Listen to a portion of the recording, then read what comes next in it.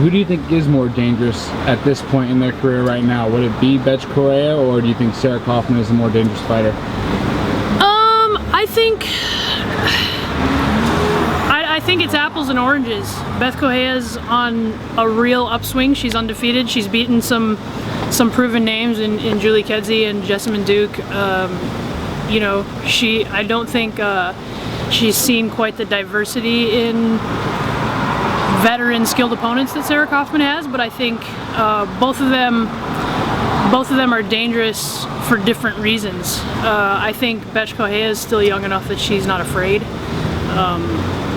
She has that going for her, and like I said, she's undefeated. There's no denying somebody that gets in the ring and fights and doesn't lose. So, you know, where Kaufman is a little more seasoned and maybe just the things that come with experience, you know, making adjustments on the fly and things like that, I think Kaufman is better at, but they're both dangerous fights for me, so I welcome either. What was it like for you, considering the fact that you and Jessamine are basically like sisters at this point?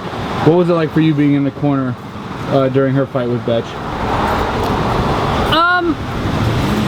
I always tell people that it's way harder on the innards of myself to be in the corner of someone, especially when you have a vested interest in them.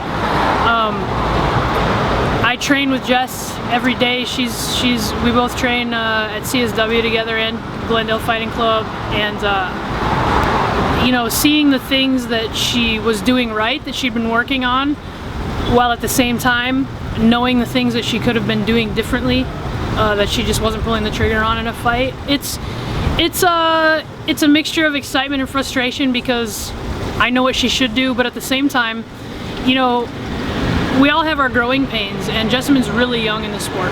She has like, what, 4 fights or something like that, and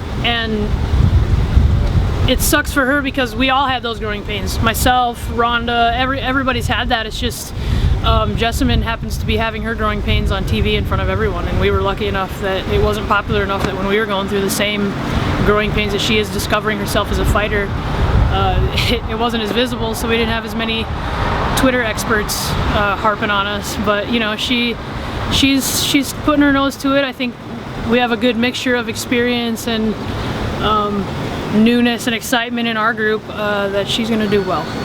Twitter exploded after Bethe defeated Jessamine and threw down one of the 4 horsemen symbol to the camera. What went through your head when you first saw that replay?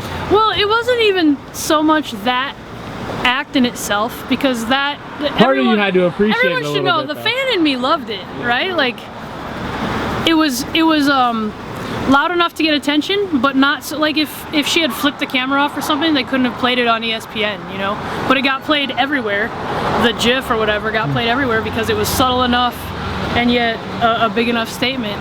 What I didn't like that I took personal was that she shook my hand and then turned and did that. Like, do your showboaty stuff and then turn around and be like, hey, it's cool, whatever. Don't make the handshake the show part. Make the show part the show part, you know. And it wasn't even so much that I was offended. I just simply pointed out, and this is where I love controlling the masses. I just pointed out that if Rhonda had done that, she would have got booed out of the arena. Why is that, you think?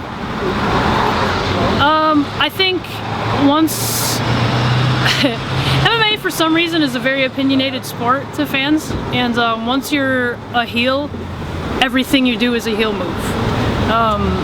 And if you're going against the heel, then everything you do is not so bad. So I don't know. It's a double standard, and I was just pointing it out, and then I let the fans run with it.